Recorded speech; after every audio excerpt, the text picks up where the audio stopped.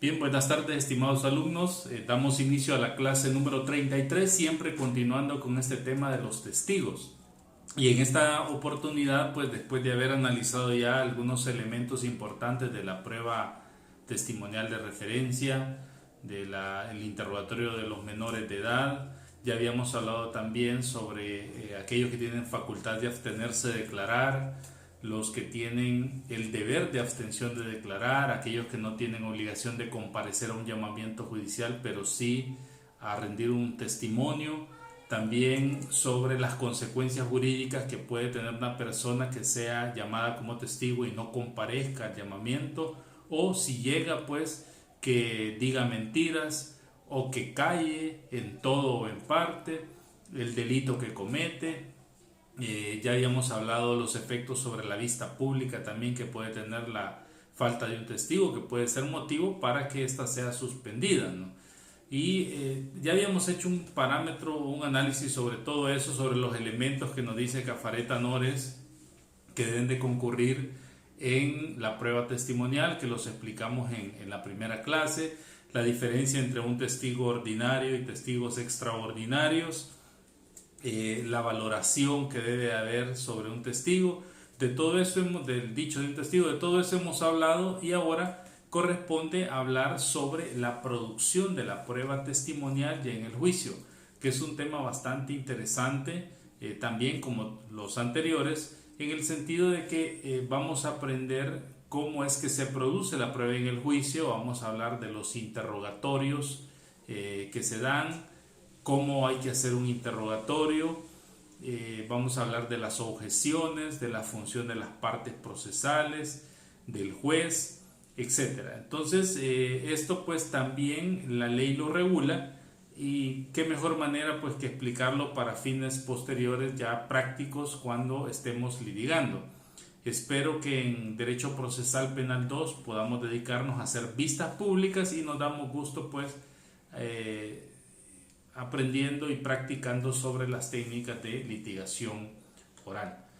Bien, vamos a ver, dice el artículo 209, siempre relativo a los testigos.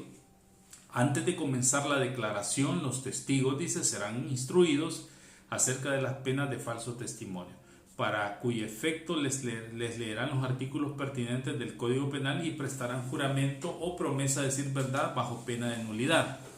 Bien, este es el primer paso, ¿no? Que el testigo, cuando los testigos se apersonan a la vista pública, generalmente cuando llegamos a la etapa del desfile probatorio, que es después que ya el imputado ha manifestado si va a rendir una declaración o no, generalmente dicen que no la van a rendir, pues entonces se pasa al desfile probatorio. Y lógicamente se inician con los peritos. Después de que pasan los peritos, viene la prueba testimonial. En este caso, el artículo 209 nos habla cuáles son los pasos que hay que seguir para producir la prueba testimonial como tal. Y dice que lo primero es la instrucción que le va a hacer el juez a los testigos, sobre, los va a instruir sobre las penas en las que pueden incurrir si llegan a mentir en esa diligencia judicial. Es decir, el juez les leerá el artículo 305 del Código Penal, donde establece el delito de falso testimonio, y les explicará de que si en un momento determinado ellos callan en todo o en parte, si ellos mienten en su declaración, van a ser sancionados, o se les va a poder requerir por medio de ese delito. Entonces, pues ese es una primera requisito que la ley exige. Y es lógico, ¿no? Acordémonos que el testigo tiene que tener un conocimiento y el efecto jurídico que puede tener la diligencia, lo importante que es su diligencia dentro de un proceso judicial.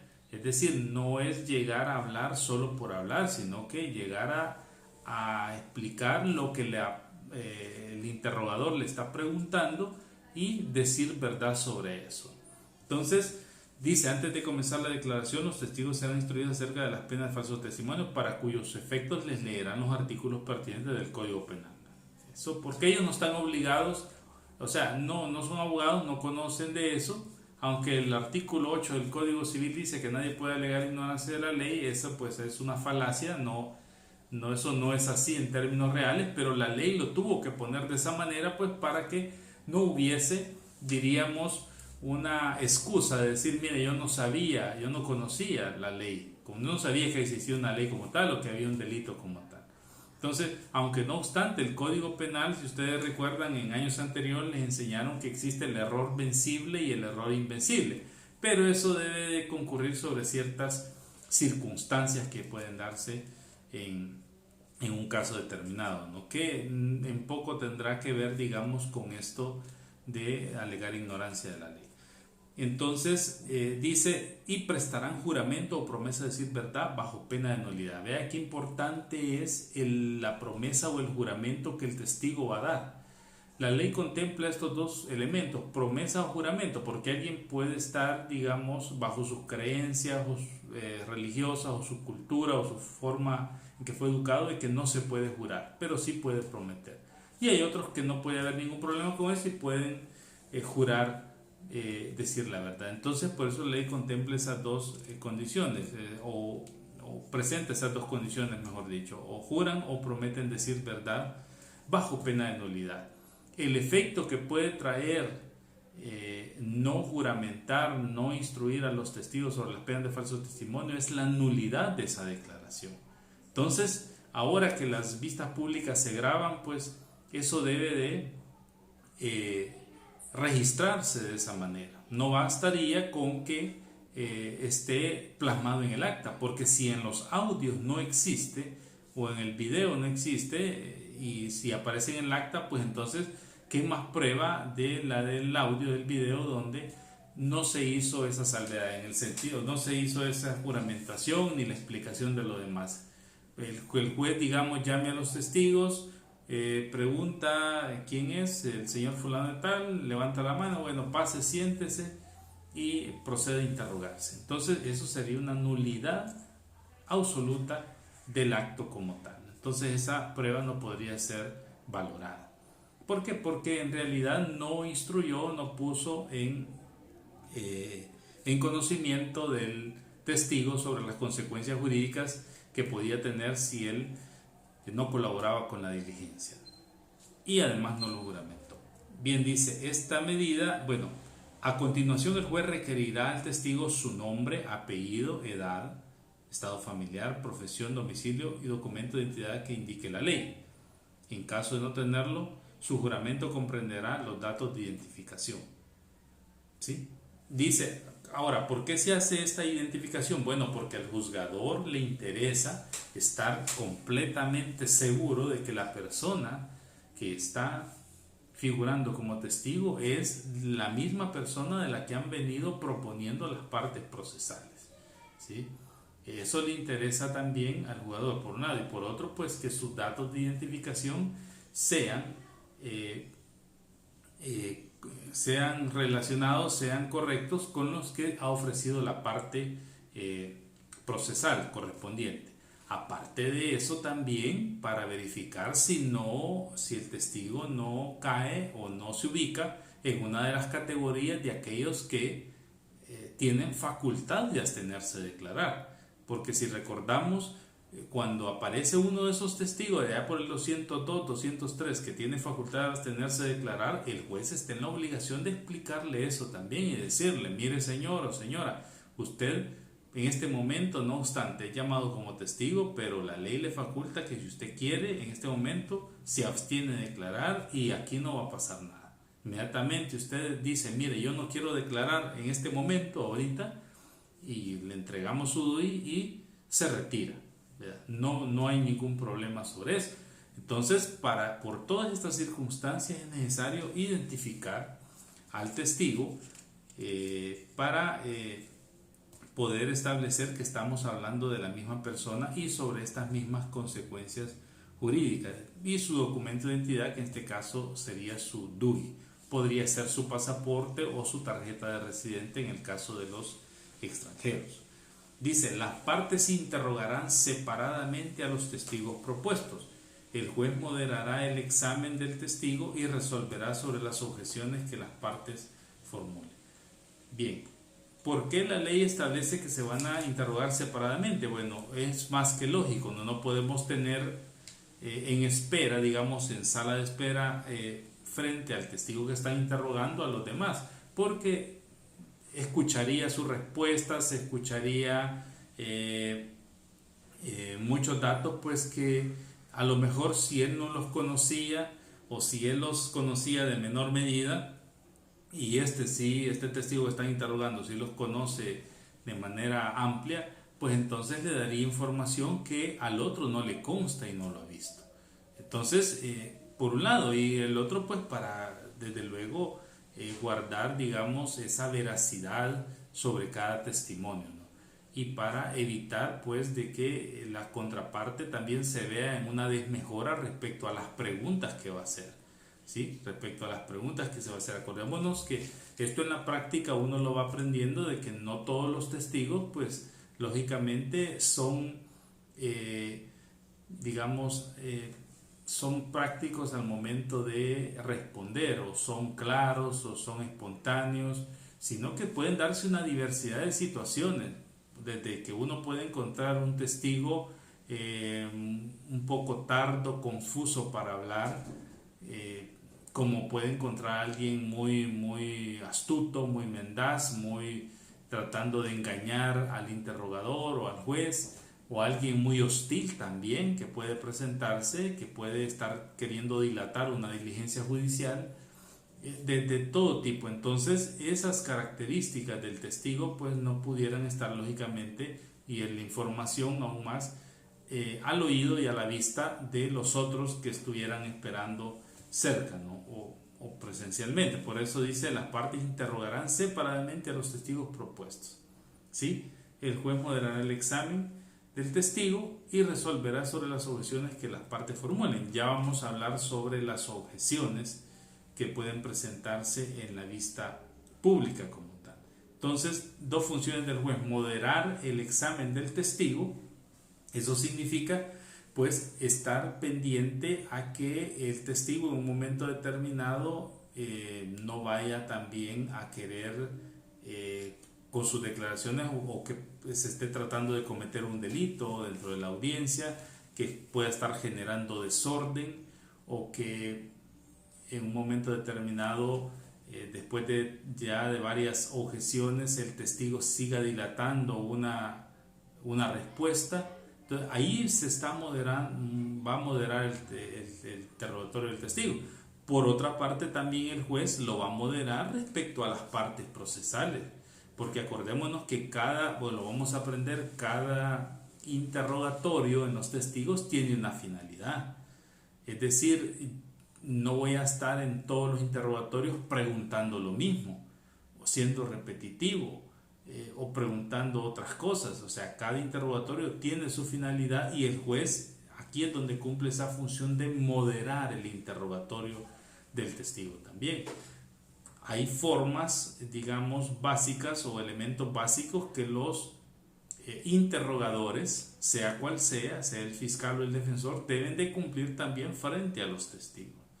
Es decir, no pueden ir a preguntar de la manera en la que ellos quieran preguntar. Entonces, en estas dos vías, tanto de lo que el testigo está diciendo, la información que está dando o no la está dando, o la está retardando, o en la forma en que la parte procesal, el defensor o el fiscal están preguntando, sobre todo eso va a moderar el examen el juez. Muy bien. Dice: el juez le concederá la palabra a la parte que presenta al testigo para que formule el interrogatorio directo. Bien, aquí entramos ya a la fase de los interrogatorios. Dice: el juez le concederá la palabra a la parte para que presente al testigo para que formule el interrogatorio directo. Generalmente se inicia con los testigos de cargo. ¿Por qué razón? Bueno, o los testigos que presenta fiscalía o el querellante.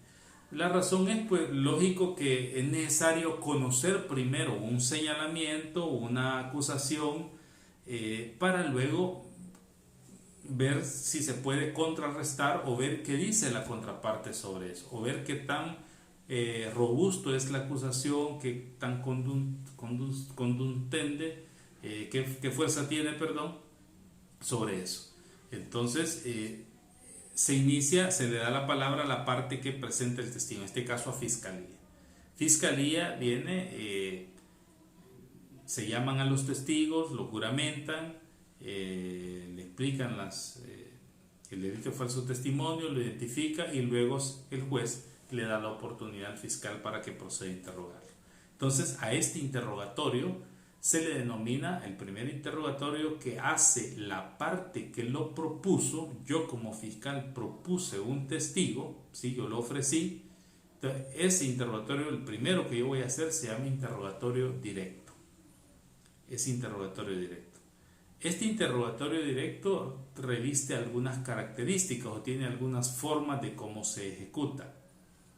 En primer lugar, el interrogatorio directo se puede realizar de manera cronológica.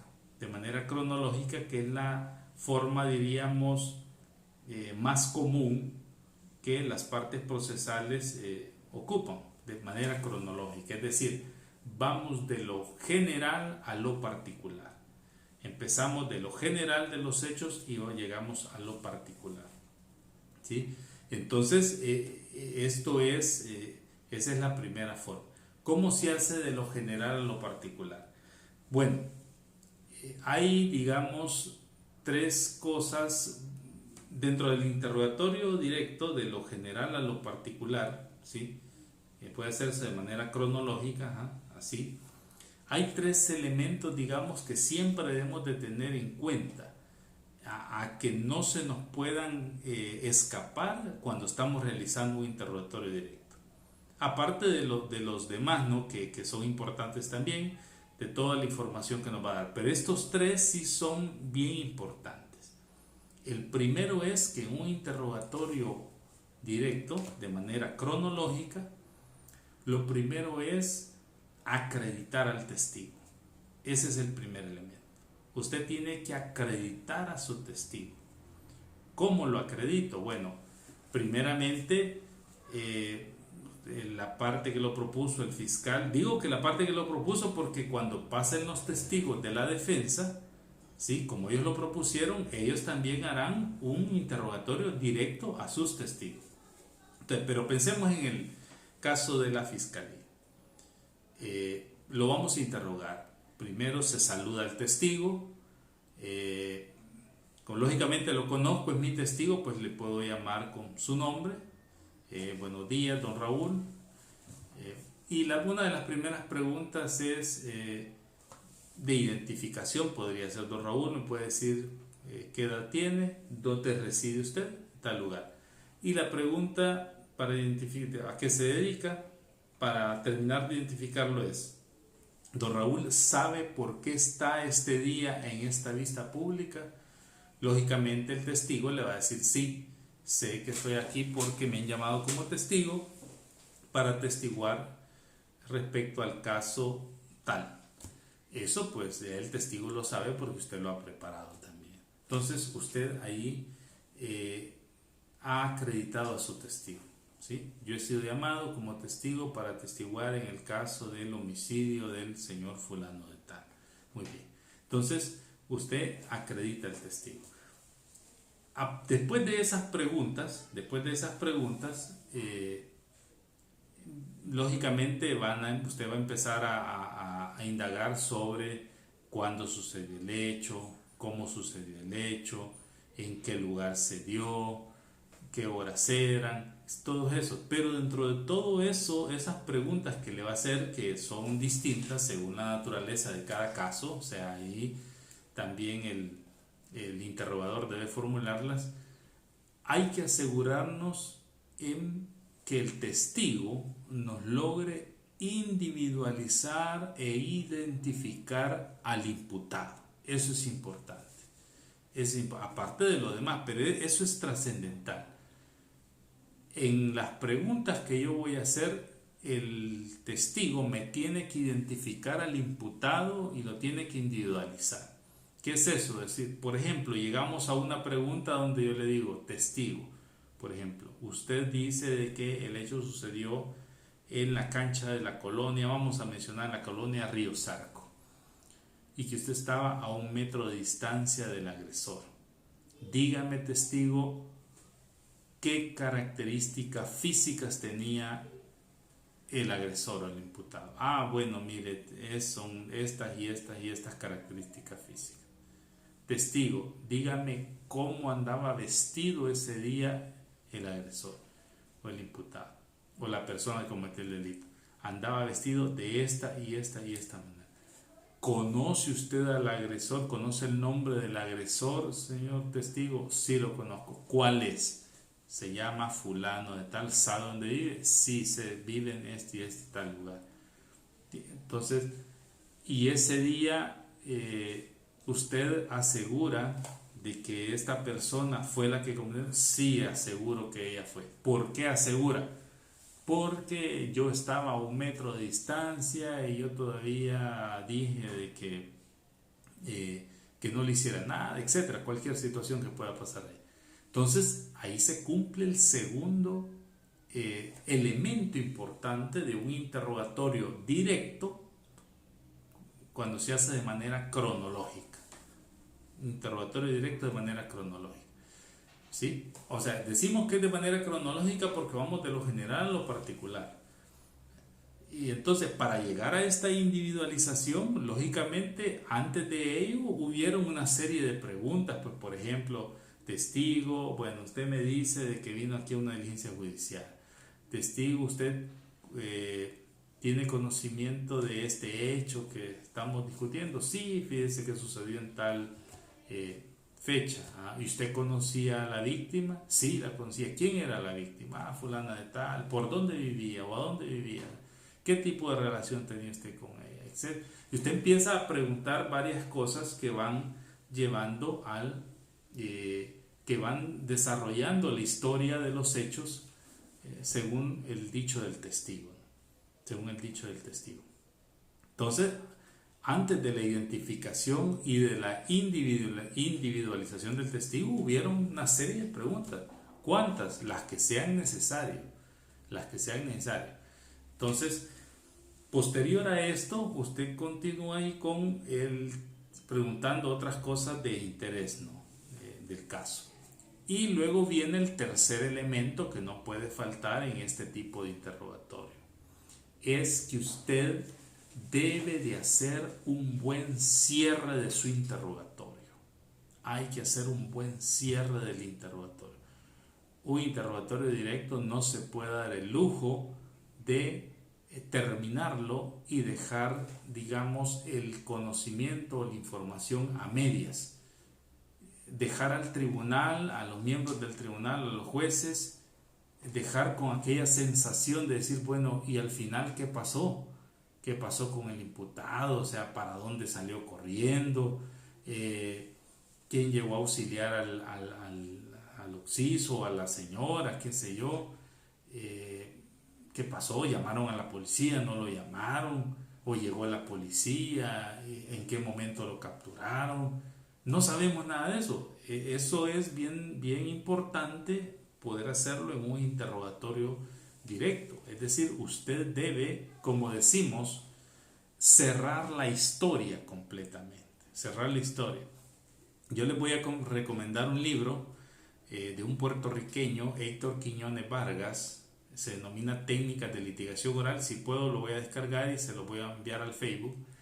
Es un procesalista que precisamente pone un ejemplo similar a este y dice, mire, es como cuando usted está viendo una película bien emocionante, está allí en la parte medular, usted está analizando todos los datos que están pasando, ya sabe quién es el que está cometiendo esas acciones y usted se empieza a proyectar, a figurar qué es lo que va a pasar más adelante. Y hasta ya está sacando sus hipótesis, sus conjeturas, sus conclusiones. Usted dice, por aquí va a ir terminando este caso, por aquí va a ir finalizando esto, cuando de pronto se hace un corte de esa película, digamos. Entonces usted queda pues como, o cuando ponen esas famosas leyendas, to be continued, ¿verdad? Esta historia continuará. Entonces usted se queda pues como bueno, ¿qué más va a pasar? precisamente en esos ejemplos de cuando uno está haciendo un interrogatorio directo, debe de asegurarse de que tengamos buenos cierres. Hay que tener un buen cierre del dicho del testigo. Es decir, después de que individualicé al testigo, que ya lo ubicamos y estamos hablando, y bueno, testigo, por ejemplo, después que él disparó con el arma que usted acaba de referir, ¿qué hizo usted, testigo? Pues yo me salí corriendo y me retiré como unos 10 metros, pero me quedé por ahí cerca de una banca o de un árbol porque quería auxiliar también a la hora occiso. ¿Qué hizo el agresor, testigo? Pues él se quedó por ahí, como andaba a bolo, se quedó hablando y siguió caminando, y la gente salió huyendo porque cargaba un arma, por ejemplo.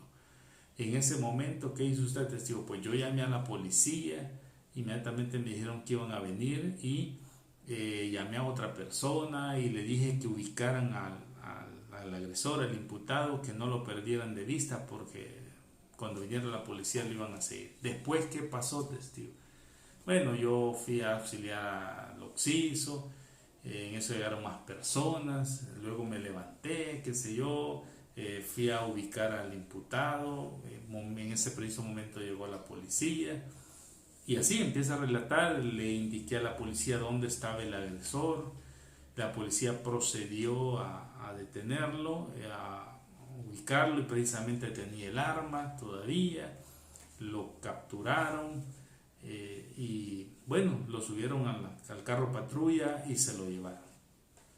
Al final yo me retiré pues y investigué cómo estaba la salud de mi vecino, etc. Entonces hace un buen cierre. ¿Por qué? Porque la historia termina, ¿no? Porque después de haber cometido el delito todavía hay más que contar de qué fue lo que pasó, ¿sí? Entonces, si hubieron más personas que vieron el delito, quiénes son, etcétera. Cualquier situación, eso va a depender del tipo de pregunta que la parte procesal haya preparado como tal.